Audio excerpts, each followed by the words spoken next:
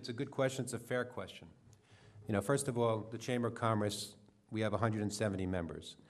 And, you know, I think most merchants would agree, and I know we have some merchants in the audience that, you know, some of them, it's not the easiest group of time. You know, we're talking about 170 small business owners, and they all have strong personalities, as do I.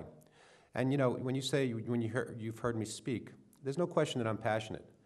But when you hear me speak, you're hearing me speak at town board meetings.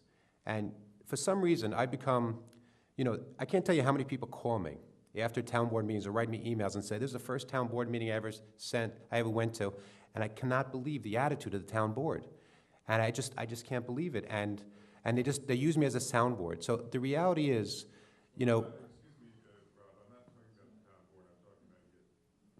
I know, well, I was answering the question. But what happens is that, unfortunately, you know, I'm very passionate. And when I am passionate, I'm passionate fighting for the merchants, and I'm fighting for the residents of Newcastle. I mean, look at the issues that I'm working with. None of these interests are for my self-interest.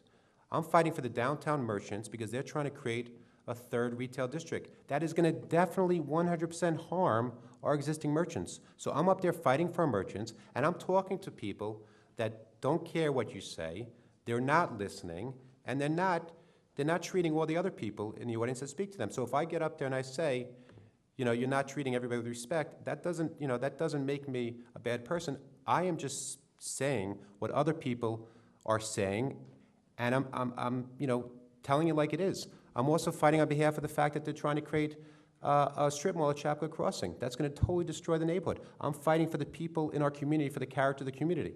So I'm passionately fighting for the best interests of the community. Now, if I do that, if I'm too passionate sometimes, well, then I'm sorry.